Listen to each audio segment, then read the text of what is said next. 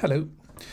In a YouGov poll just last week, 26% of people said they would vote Labour if there was a general election right now. 25%, just 1% less, said they would vote for Reform, and 22% said they would vote for the Conservatives. And this is at a time when, following a recent poll which showed that approval ratings for Keir Starmer have fallen from 11% at the time of the general election, just 6-7 months ago, to now being minus 29. In other words, a catastrophic fall in popularity. And I want to talk today a little bit about what this all means and where we're going. Because we're seeing, every day we're seeing bad news about the economy. Now, it's true, of course, that the whole world is suffering. Everybody's suffering from the cost of living difficulties and the uncertainty with what's going on in America with the incoming president. And yet, despite all that, we seem to be doing so much worse than everybody else. And I just want to read you just one or two things that caught my eye in the press in the last week or so. There's an outfit called Boston Consulting, and they reckon that in the next 10 years that our trade will grow by 0.7% compared with a world average of 2.9%. I'm not quite sure how they know what's going to happen in 10 years' time, but still. And they also say that this is largely because the change in global trade, and that people are tending to trade more with nearby countries these days than they did previously. And they say that this puts particular pressure on countries like the UK that are not part of an obvious regional trade bloc or mechanism.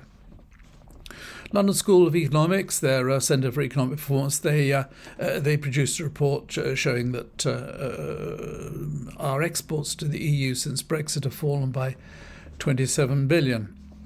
And Goldman Sachs, they reckon the overall effect of Brexit has reduced GDP by 5%. The Institute for Public Policy Research says UK trade policy has been muddled and rudderless since 2016. And that, again, they say UK exports are down by 27% and UK imports from the EU down by 32%. We're told all the time, of course, that there are massive investments in the UK, that people are just queuing up to pour money into the UK.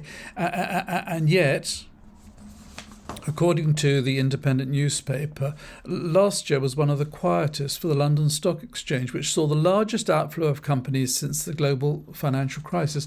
In other words, companies are listing elsewhere. And they mentioned, for example, Just Eat and Paddy Power and the travel group TUI, which have all left the London Stock Exchange and gone somewhere else. And the Independent said that last year was one of the quietest for the London Stock Exchange, which saw the largest outflow of companies since the global financial crisis. And so it's very difficult to actually feel very confident. We all know, whoever you speak to, and nobody's confident. Nobody says, "Oh, it's all going to be all right," and then we're going in the right direction, and so on. And yet, at the same time, the government seem helpless, and they seem to be resorting to all this nonsense about going for growth and AI and all the rest of it. And I was thinking about how it must have panned out in the cabinet, or maybe just before the election, how they must have been discussing what they're going to do to sort things out. And you can imagine someone saying, "Well, we've got to spend money on the NHS," and I mean that's a bottomless pit. We're always going to have to spend money on the NHS, and we're going to have to spend money on schools. So they all need, they're all in a terrible state, and so on. We have to employ a lot more policemen, and we're going to have to build more prisons, and we're going to have to. If we're in dangerous work, we're going to have to build spend more money on defence and so on, and all these things. It's going to cost an awful lot of money, but it's got to be done. And they might have said, "Well, is that all? Anybody else got any ideas about anything else?" And someone might have piped up, "What about trade and industry? What can we do about that?" Oh yes, somebody better do that, and a prime minister or leader, Keir Starmer, in a better day's business experience in his life would would have said, how about you, Jonathan Reynolds? What did you do before you were a member of Parliament? Oh, you were an assistant to another member of Parliament. Oh, I see. Oh, could you take on trade and industry? Yeah, I'll have a stab at it. I'll have a go.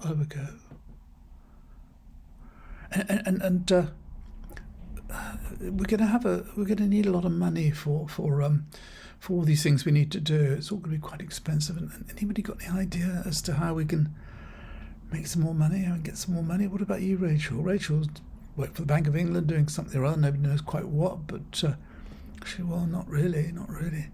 And Keir would have said, I've got it. I know how we're going to do it. I know we're going to raise all this money to pay for all these things, and we'll do that by going for growth. It's a new idea. Nobody's ever thought of it before. We go for growth. Just go around telling everybody we're going for growth, and that should do the trick. So they got into government, and they're going for growth, and nothing's happening. We keep getting these figures every week about how things are just flatlining at best. They got all extremely excited a few days ago because it was announced that the economy had grown by 0.1% in November, and that inflation was down from 2.6 to 2.5%. So they go around talk about going for growth, and it's not really working. And so they have another cabinet meeting, and they say, well, we need to beef this up a bit. So what should we do? And somebody would say, well, the Tories had a really good idea. They wanted to make us an AI superpower. Rishi Sunak had that meeting, and even Elon Musk came along. Oh, that's a good idea. Yeah, that's a good idea. Okay, well, Starmer would have said, I'll go and give a speech. I'll say we're going to become an AI superpower, just like China and just like America. That should do it, shouldn't it? Because I think other countries, like, for example, India and Japan and Germany and France and Italy and Canada, none of them ever thought of this idea of becoming an AI superpower. We need somebody to head this up. What about you, Peter? Peter Carr. What did you do before you were an MP? Oh, you work for a charity. Oh, okay. Well, would you have a stab at AI? Yeah, I'll have a look at it. I'll have a go.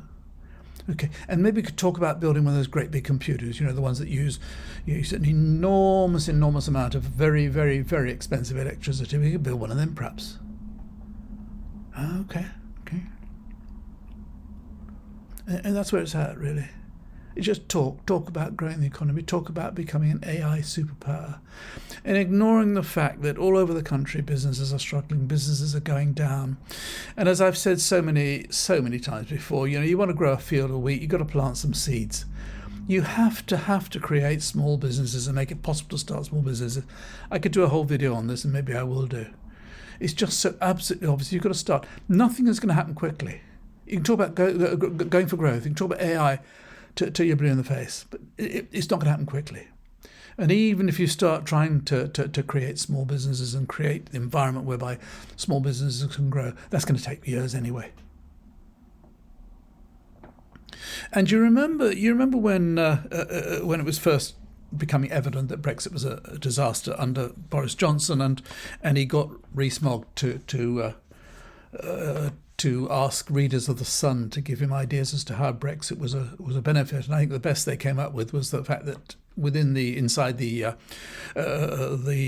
Dartford Tunnel, they could change the signs to the escape, the distance to the exits from meters to yards and feet, and that was seen as an advantage. Now,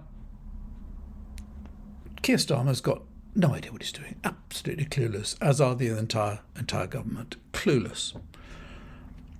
And having seen that we've spent 8 years building barriers to trade with the EU, which has made it very, very difficult, if not impossible for small and medium-sized firms, but very difficult for everybody, especially since the barriers to trade are all against us. There are huge barriers for anyone wanting to export to the EU, whereas we haven't got round to creating any barriers to imports, because if we do so, that's going to hold up trade, it's going to deter exporters in the EU from sending us goods, and we're going to have a crisis, a shortage of food and so on. So we daren't impose barriers.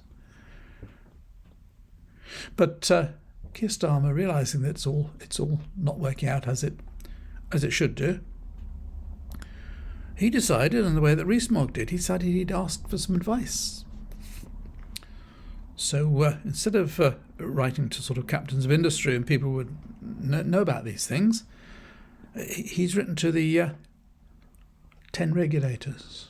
So he's written to the head of the Financial Conduct Authority, the head of the Competitions and Marketing Authority, the heads of the of Ofgem and Ofwat,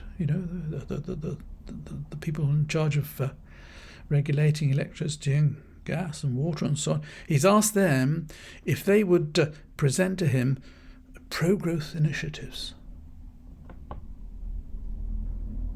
He's clueless. He's absolutely, utterly clueless. And, I watch Prime Minister's Question Time every week, and I'm always interested to look at Rachel Reeves's face, because her expression has changed over the weeks, and she looks more and more desperate every week. She looks at her wit's end. And she must be, because they can't do anything unless they grow the economy, and they're now just beginning to realise that this is impossible. It's not going to happen. And you have to ask yourself, well, how long are they going to last? How long is Rachel Reeves going to last? It's obviously getting her down. The fact that Starmer said last week in PMQs that she would be Chancellor for many years to come is more as a kiss of death anyway, I'd have thought. But I would have thought she's completely out of her depth. Doesn't understand what the problem is, and it's very questionable whether she's going to last. And it's said that if she goes, then Starmer would have to go as well, and someone else would have to take over. But I think as things are, nothing's going to improve. There is not going to be an economic miracle that's going to save us all, and in the meantime we're going down and down and down. And I think also it's a question of priorities as well. This is something else which occurred to me last week. The first thing they did when they came into power was to agree a rise for the train drivers. Now they've got a 15% rise. They're now on sort of about £70,000 a year. British train drivers, and don't forget we have the most expensive train fares anywhere in Europe, and many of our railways are owned by other countries' state railways. And you can look this up. British train drivers are paid more than double the average of train drivers throughout Europe. More than double. That was the first priority to agree to their pay claim. And other things they did right from the start. Things that in a rich, successful economy would be absolutely laudable. Increase the minimum wage. That makes it more expensive to employ people. And make it almost impossible to fire somebody from day one, which makes people more reluctant to employ. And then, of course, there was a sleight of hand with the employers' national insurance, which meant that it's much more expensive to employ people. Even people like Wolfson, the CEO of Next, a very, very pro-Brexit character who's been grumbling ever since about Brexit. He was saying how they're very reluctant to employ people now because of the cost owing to the increased national insurance. So these all wrong things. They're all things that, as I said before, you can do if you're rich and you're successful and everything's going well. Then you can afford to do these things, but you can't when you're in crisis. We're in crisis mode now. The economy is collapsing. And there's you won't speak to anybody who'll tell you this. They're optimistic about the future. It's all going to go great. And we have the additional threat, of course, of what is Trump going to do? He could impose tariffs on anything. He did it before on Scotch whisky and steel. He could well impose at a whim. He could well impose tariffs on our exports to the US, which would further damage our economy. And so I think somehow or other, just everything is in such chaos. And as I say, I think Starmer's and Reeves' days must be numbered. I just don't think when your popularity is declining or your unpopularity is increasing as fast as Starmer's is, and when you're neck and neck with Reform, which is just a nothing party, it is Nigel Farage, and the Conservatives, and all the damage they've done over the years, and what they did to the country, and they're neck and neck now. I mean, that's an awful lot to lose in 6 months, isn't it? And on the subject of priorities, I just want to read you something which I'll finish with this, but it's an advert that I saw for a job recently, and I think it gives you some idea of how we've got all our priorities wrong. You know, one of the most deserving sectors in the economy at the moment is care. You know, there are all these people, particularly who go around looking after old people and invalided people and so on, and they go around, they work so hard, and it's such a difficult job, and they're paid so little money, they're on 25,000, 30,000 if they're lucky. And you look at how hard nurses work, and how desperate we are for nurses and doctors in the age, just because we got rid of all the Europeans, and now we're trying to get all these people from Ghana and Nigeria and Bangladesh and so on. But this is just to give you an idea of how skewed everything is. This is an advert, as I say. It's still available. If you're interested in the job, it's still available. It's a job advertised by the National Health Service North East London Integrated Care Board. The Integrated Care Board is a new division which was formed in 2022. And I'll just read you some of the extracts, and there's pages and pages of it, but I'll just read you some of the extracts from this job application, this job advert. We're an exciting new organisation putting the needs of communities at the heart of our commissioning arrangements. We are working with local people and partners across health, social care and the voluntary sector in innovative ways to improve health and well-being for all our communities. Our key priority in the next year will be to develop closer, integrated and collaborative ways of working with all our partners to implement our out-of-hospital strategy. No idea what any of that is. This job, there's a lot more. This job is advertised at £80,000 to £91,000 a year. This is the job overview. We are looking for an experienced head of equality, diversity and inclusion to join our People Directorate. People with a capital P, their People Directorate. You will be an exceptional leader with the ability to drive forward our EDI agenda and support us develop a culture of belonging. You see, £91,000 a year to develop a culture of belonging in a division of the NHS. Reporting directly to the Director of People, so he's above this person. So the Director of People is getting more money than this person here. We are seeking someone who is able to work both operationally and strategically. You see, you have to. It's no good if you can work operationally but not strategically, and vice versa. You've got to be able to work both, operationally and strategically, with the ability to effectively network and manage stakeholders. Stakeholders, patients, shareholders, I don't know what they are. You will be a subject matter expert in equality, diversity and inclusion, and act as an advocate for and influencer of an inclusive culture. And this are the main duties of the job, or just a couple of them. Lead the development and implementation of a collaborative equality, diversity and inclusion strategy and associated delivery plans / policies, which identify the importance of intersectionality in delivering EDI and the value of hearing and acting on lived experience. And another the duties is going to be to lead the development of programs of work, strategies and interventions to improve the experience and accessibility of all staff employed within health and care services in NEL. You know, they'd have spent a fortune on that advert. They'd have had committees, they'd have been on Zoom calls, because they're working from home, I expect, about how to word that advert. Complete and utterly gobbledygook, just to see that they don't employ too many black people or too many yellow people, too many white people, and that people aren't bullied or This is all important. It's all important. It's not a major national priority. It's important. But to be paying somebody £91,000, that's 3 nurses to do this. And I think that's really sums up the whole problem, the whole country. The priority is get business going.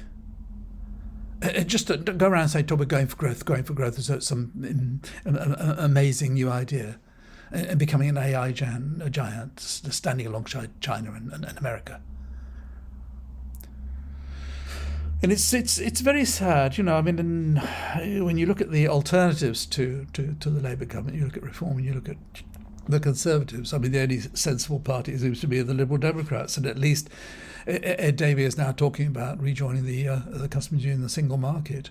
I mean, even Badenoch last week, as you almost said, have seen, she said, and I'll quote her, she said, we announced, talking about Brexit, and I think trying to explain why it was such a disaster. She says, we announced that we would leave the European Union before we had a plan for growth outside the EU. And I mean, that's almost an admission that they realised it was an absolute disaster. And right now we're left with what? We're left with the Tories, Reform UK, and Keir Starmer, who want to make Brexit work and believe that Brexit was the right idea. And it's very, very, very sad. I think we all thought that once we got rid of the Tories, that at least there'd be a future. But now, absolutely clueless government. Anyway, that's what I think about it. If you haven't already subscribed, I'd be very grateful if you do so. And so until next week, thank you for watching, and bye for now.